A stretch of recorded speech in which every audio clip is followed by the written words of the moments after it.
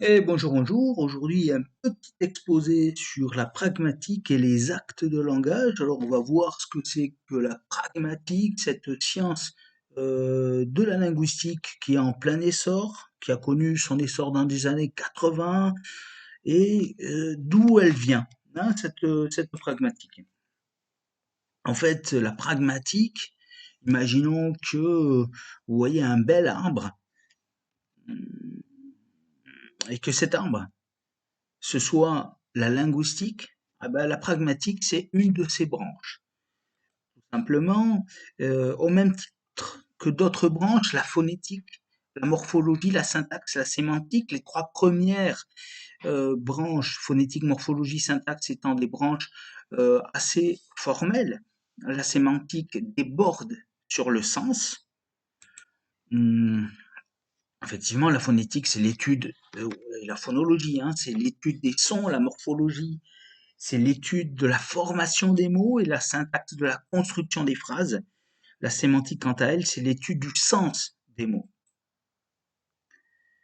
Euh, Si la pragmatique est bien une fille de la linguistique, elle est une branche de la linguistique, c'est une branche greffée d'un autre arbre qui est la philosophie. On va voir laquelle tout à l'heure. Ou pour prendre une autre image, si la mère biologique de la pragmatique, c'est la philosophie, sa mère adoptive et qui l'a élevé en son sein, c'est bien la linguistique. Quel type de philosophie? En fait, c'est ce qu'on appelle la philosophie analytique. La philosophie analytique, ce sont elle appartient à des philosophes qui vont s'intéresser de près aux phénomènes langagiers. Pourquoi? Au 19e siècle, en fait, il y a ce qu'on appelle une crise des fondements, à la fois dans les mathématiques, dans la philosophie, dans la logique. On s'aperçoit qu'on aboutit à des impasses et pour euh, aller au-delà de cette impasse, de ces impasses, on va essayer de construire, d'avoir un nouveau langage euh, beaucoup plus sûr. Il y a deux moments à la philosophie analytique. Hein, on distingue deux moments. Le premier moment avec Wittgenstein et son Tractatus Logico-Philosophicus, euh, et qui parle, lui, notamment de vériconditionnalité. C'est-à-dire qu'un énoncé, dit-il, doit être conforme ou non à la réalité. Il ne dit pas comme ça, hein, il parle de tableau des faits à la place d'énoncé, mais on peut le traduire comme ça sans problème. Il doit être conforme à la réalité ou non, il doit être vrai ou faux. Et le deuxième moment, euh, c'est le deuxième Wittgenstein euh, et aussi Austin qui va faire en sorte, en fait, euh, de s'écarter de la première philosophie analytique parce que cette philosophie-là va euh, prendre comme euh, langage d'étude le langage de la vie de tous les jours, le langage ordinaire. Et surtout, elle va s'écarter de la première philosophie analytique dans le fait qu'elle va revenir sur la vériconditionnalité. Elle va dire un énoncé doit pas forcément être vrai ou faux. Un énoncé doit pas forcément être vrai ou faux. Ah, la genèse de l'œuvre. En fait, Austin, excusez-moi pour le diaporama, il n'a pas écrit de livre qui s'appelle Qu'en dire c'est faire, parce que Austin, c'est ce philosophe analytique dont les 12 conférences qu'il a données ont été publiées à titre posthume. Et, en anglais, c'est How to do things with words, c'est comment faire des choses avec des mots, qui a été traduit par Gilles Lannes en français par Qu'en dire c'est faire. C'est une série de 12 conférences donc dans laquelle on a une véritable pensée en cours. Je sais pas pourquoi ça bug. Et ça va venir. Composition de l'œuvre. Oui, mais ça bug est terrible parce que j'avais pas ça, moi. En fait, dans la composition de l'œuvre, il revient sur, dès la première conférence, il revient sur ce qu'on appelle la vériconditionnalité. Il dit, à un moment donné, un énoncé, il doit pas forcément être vrai ou être faux. Un énoncé, il n'a pas pour but, pour essence d'être vrai ou d'être faux. Parfois, il représente la réalité. Quand je dis le ciel est bleu, effectivement, c'est vrai, c'est faux. Mais si, par exemple, euh, un maire dit lors d'une cérémonie de mariage, je vous déclare mari et femme, ce qu'il dit, c'est ni vrai ni faux. En fait, il fait quelque chose en le disant. Il ne décrit pas la réalité, il fait quelque chose. C'est un acte de langage. Et pour distinguer ces deux types d'actes de langage, Austin, dans Quand dire c'est faire, dans ses 12 conférences, il va utiliser les mots de performatif. C'est un mot qui veut dire que l'énoncé performatif, c'est un énoncé qui pose un acte dans la réalité, ou une réalité sociale, qui l'oppose au constatif qui ne ferait que constater, décrire quelque chose. Aussi pour la première conférence. Dans les deuxième, troisième et quatrième conférences, il va se dire oui, mais quand même, euh, il faut que certaines conditions soient réunies pour que un performatif, il soit possible, rendu possible. Il dit, lui, il soit heureux, il ait une issue heureuse. Donc, c'est des conditions de félicité. Il va énoncer 6 conditions pour qu'un performatif soit heureux. D'abord, il faut qu'il y ait une procédure reconnue par une convention.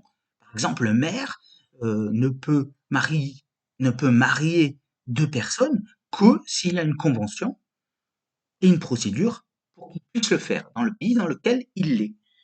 Ensuite, il faut que les personnes et les circonstances pour la procédure soient reconnues par convention. C'est le maire, c'est pas, je sais pas moi, c'est pas un agent technique, c'est pas euh, n'importe qui peut le faire. Il faut que ce soit dans le cadre d'un mariage et non pas au bistrot du coin.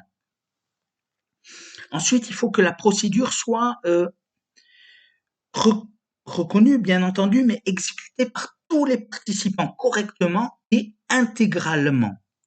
Enfin, il faut, par exemple, dans le cas d'une promesse, si je dis je te promets que je viendrai, c'est aussi un acte de langage, je ne décris pas, je promets, je fais quelque chose. Il faut qu'il y ait une présence de pensée, de sentiment qui soit conforme à ce qu'on dit et que par la suite, le comportement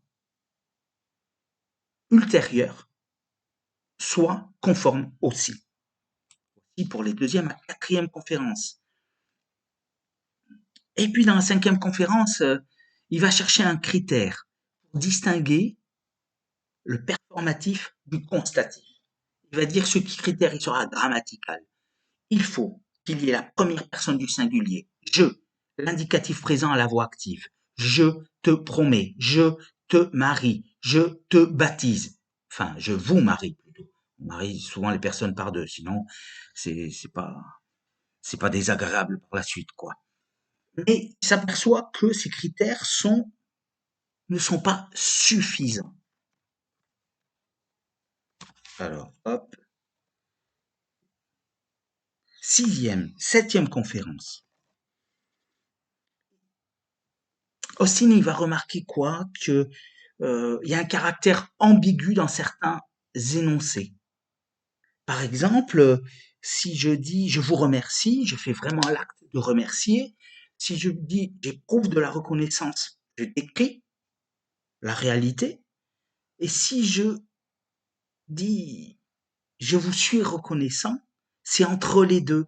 Est-ce que c'est un constatif qui décrit la réalité ou un performatif? Est-ce qu'en disant je vous suis reconnaissant, on remercie aussi? C'est ambigu. Donc, il faut repartir de zéro. Voilà ce qu'il dit Austin. Il faut repartir de zéro. On va abandonner momentanément ou pour toujours. Ça a été repris par la suite, hein, euh, l'idée de constatif et de performatif. Et on va se demander ce que faire quelque chose en parlant veut dire. Qu'est-ce que c'est qu'un acte de langage? En fait, dans les 8e, 9e, 10e conférences, il va distinguer, Austin, 3 types d'actes de langage. L'acte locutoire, l'acte qu'il appelle illocutoire et l'acte qu'il appelle perlocutoire. C'est des mots qu'il invente euh, pour exprimer au mieux sa pensée. En fait, qu'est-ce que c'est que l'acte locutoire? Dans l'acte locutoire, il va distinguer 3 étapes. L'acte phonétique, l'acte phatique, l'acte rhétique. L'acte locutoire, c'est quoi? Un acte phonétique. Par la simple production de sons, voilà, c'est ce qu'on fait en prononçant des sons. Bla. Voilà, ça c'est un acte phonétique. Maintenant, l'acte locutoire, c'est pas qu'une simple prononciation de sons. C'est aussi un acte, une production de mots qui appartiennent à un lexique, à une grammaire. C'est un acte phatique. Par exemple, le ciel est bleu.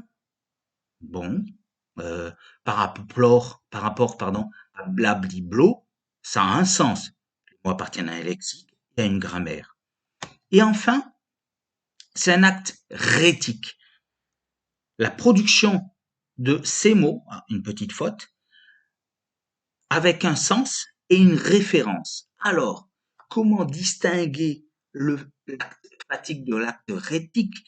Imaginons que je lis un texte latin, c'est un acte phatique, parce que, bien évidemment, les mots appartiennent à un lexique et une grammaire. Mais, si je comprends rien au latin, eh ben, c'est pas un acte rhétique, parce que pour moi, il n'a pas de sens, il n'a pas de référence. Si je le comprends, c'est un acte rhétique aussi. Voilà. Donc pour l'acte locutoire, hein, c'est on prononce des sons, ces sons appartiennent à un lexique, une grammaire, et ces mots ont une référence et un sens et une référence.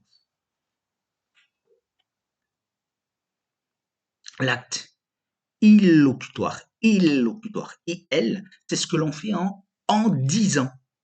Et en fait, c'est comment on se positionne par rapport au monde et aux autres en parlant. Exemple, remercier, complimenter, juger, préciser, condamner. C'est ça l'acte illocutoire. Tout à l'heure, on avait le locutoire où on parle. Et maintenant, dans l'illocutoire, c'est ce que l'on fait en disant. Qu'est-ce qu'on fait? Si je dis, par exemple, euh, je te remercie, on se positionne par rapport à un autre. euh, avec une certaine idée de reconnaissance, etc., etc. On y reviendra tout à l'heure. Et enfin, l'acte perlocutoire, c'est les conséquences de l'acte, de langage bien entendu, sur l'allocuteur, ou c'est celui à qui on parle, le destinataire, si vous voulez. Par exemple, une personne adresse à une autre une déclaration d'amour. Elle lui dit, voilà, je t'aime, je n'ai rien vu de si beau dans ma vie, de si émouvant que toi. Euh, et celle-ci l'embrasse. Ça, l'acte perlocutoire, c'est le fait que la personne, la conséquence de l'acte, ce soit le fait qu'une personne l'embrasse. Ou un peu lui rironner aussi, éventuellement, si elle est aussi douée que ce que je viens de faire. Enfin, lors de la 11e conférence, Austin, il va revenir sur l'opposition constatif-performatif. Il va dire, en fait, on peut pas les distinguer. C'est comme si c'était une pièce, on va prendre cette image, et c'est les deux facettes, le pile-face. C'est deux visions qui sont complètement opposées, mais du même acte. Avec le constatif, on serait essentiellement dans l'aspect locutoire, ce que l'on dit avec des mots, et dans le performatif, on est essentiellement dans l'aspect illocutoire. On fait quelque chose en disant ces mots. Mais en fait, il n'y a pas purement de...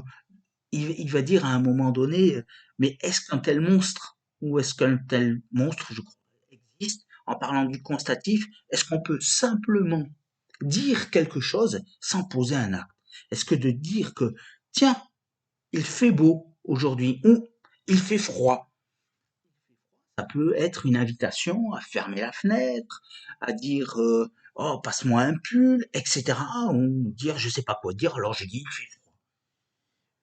Voilà, donc il dit constatif.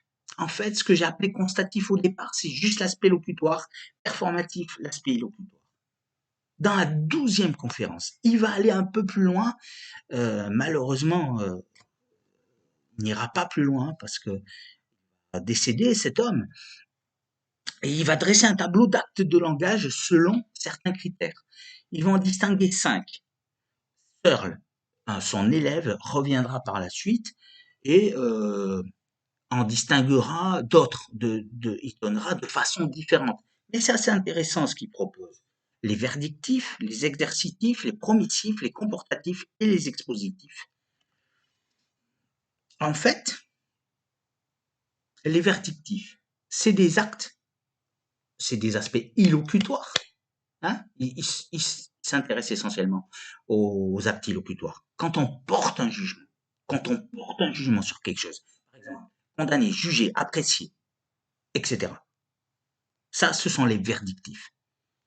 Les exercitifs, quand on préconise ce qui devrait être, c'est-à-dire quand on conseille, par exemple, ce qui devrait être, plutôt qu'on porte un jugement sur ce qui est. On dit, par exemple, prier, exhorter, conseiller. Euh, voilà, c'est une façon de se positionner par rapport à ce qui pourrait être ou ce qui devrait être. Promissif. Les promissifs, c'est quoi? C'est des actes qui obligent celui qui parle, s'il est sincère, bien entendu, on l'a vu tout à l'heure, si ses sentiments sont adéquats, conformes avec ce qu'il dit, à adopter une certaine conduite par la suite. Par exemple, je m'engage à te livrer des fleurs. Je consens à ce que tu viennes demain. Je jure de te livrer des fleurs. Les comportatifs maintenant. Un comportatif, les actes locutoires comportatifs, c'est des actes qui expriment l'idée d'une réaction par rapport à la conduite de quelqu'un d'autre, par rapport à son sort. Par exemple, s'excuser, remercier, compatir, etc., complimenter, etc. Et enfin, les expositifs, c'est tout simplement, c'est un peu un fourre-tout, hein, mais ça sert dans des actes où l'on expose sa pensée, par exemple affirmer, nier, insister, illustrer, répondre, etc. Et voilà, pour ce petit exposé sur la pragmatique et les actes de langage qui s'est surtout articulé autour de la genèse de cette science dont on trouve les premiers, en fait, premiers raisonnements chez Austin dans son livre posthume Quand dire c'est faire, How to do things with words. Merci d'avoir regardé.